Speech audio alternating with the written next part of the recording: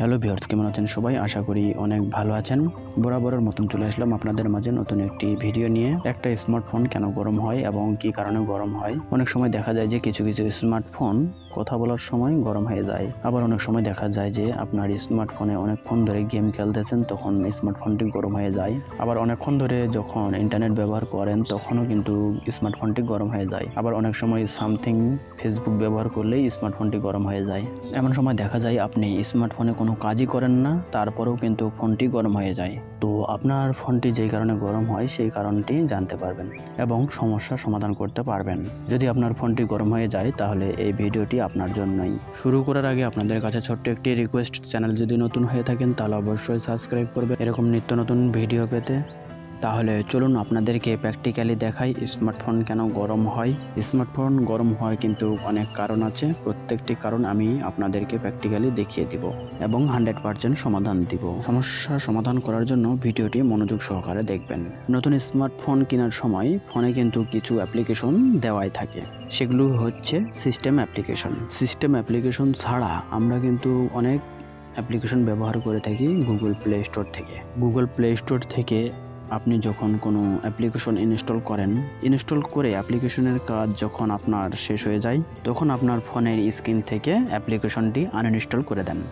Uninstall করলেও কিন্তু অ্যাপ্লিকেশনটি ডিলিট হয় না, এমন একটি জায়গা রয়েছে সেখানে অ্যাপ্লিকেশনগুলো জমা হয়ে থাকে। এভাবে আপনি যত অ্যাপ্লিকেশন আনইনস্টল করেছেন সব কিন্তু জমা হয়ে আছে। অ্যাপ্লিকেশনগুলো জমা হয়ে থাকার কারণে আপনার স্মার্টফোনটি গরম হয়ে যায় এবং স্মার্টফোনে ভাইরাস আক্রান্ত করতে পারে।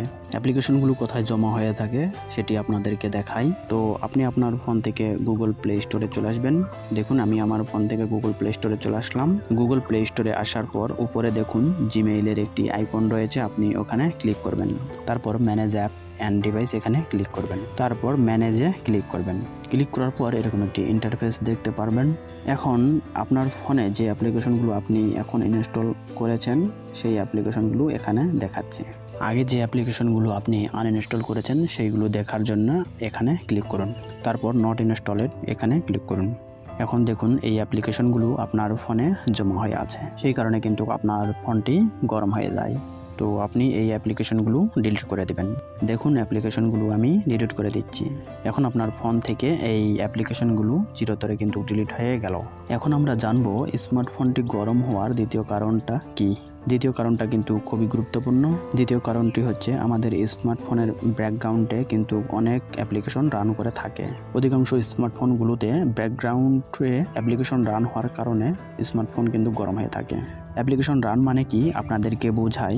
ধরুন এখান থেকে আমি ইউটিউবে গেলাম, ইউটিউবে গিয়ে কিছু ভিডিও ও নাটক দেখলাম। দেখার পর এখান থেকে হোম বাটনে ক্লিক করে বের হয়ে গেলাম। এই অ্যাপ্লিকেশনটি এখন কিন্তু ব্যাকগ্রাউন্ডে রান করছে। এরকম আপনার ফোনেও যদি অ্যাপ্লিকেশন রান করে তাহলে 100% আপনার ফোনটি গরম হয়ে যাবে। তো আপনি এই বাটনে ক্লিক করবেন। ক্লিক করার পর দেখতে পাচ্ছেন এখানে কতগুলো ব্যাকগ্রাউন্ড অ্যাপ রান করেছে, আপনি এগুলো ডিলিট করে দিবেন। দেখুন আমি এখান থেকে এগুলো ডিলিট করে দিচ্ছি। তো এভাবেই আপনার স্মার্টফোনটি সমাধান করতে পারবেন। তারপর স্মার্টফোন গরম হওয়ার দ্বিতীয় কারণটা কি সেইটাই আমরা জানবো। তো একটু উদাহরণ দিয়ে নেই। যখন গরমকাল আসে তখন কিন্তু আমরা গরমের জন্য পাতলা কাপড় পরি যেন আমাদের শরীরে গরম কম লাগে। আর গরমকালে যদি আমরা সোয়েটার পরি তাহলে তো গরম বেশি লাগবেই, তাই না? ঠিক আমাদের স্মার্টফোনের ক্ষেত্রেও বিষয়টা কিন্তু একই রকমই। তো আপনার স্মার্টফোনে যদি এরকম কভার ব্যবহার করে থাকেন তাহলে স্মার্টফোনটি কিন্তু গরম হওয়ার সম্ভাবনা বেশি থাকে। তো এই ছিল আজকের ভিডিও, আশা করি সবাই বুঝতে পেরেছেন।